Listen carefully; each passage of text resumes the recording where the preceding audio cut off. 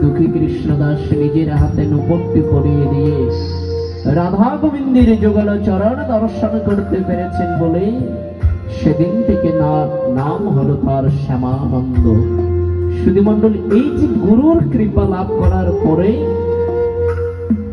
তিনি স্বয়ং সাক্ষাৎ শ্রীমতী রাধারানী আর বৃন্দাবনের ঈশ্বর যিনি অনাদি আদি গোবিন্দ দুজনকে সাক্ষাতে দর্শন করতে পেরেছে। তাহলে দেখুন, গুরু কৃপা হলেই পরে কৃষ্ণ দর্শন মিলে। যাহার কৃপাতে ভাই এই ভব তরিয়া যায়, কৃষ্ণ প্রাপ্তি হয় যাহা হতে।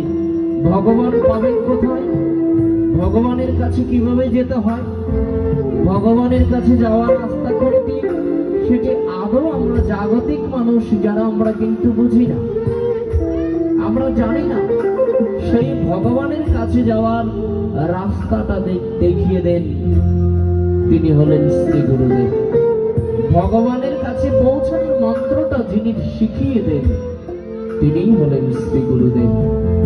ভগবানের কাছে পৌঁছাবার জন্য যেই পথ, যেই পদ্ধতি, সেটি যিনি শিখিয়ে দেন, যিনি জানিয়ে দেন, যিনি দেখিয়ে দেন তিনিই হলেন শ্রী গুরুদেব।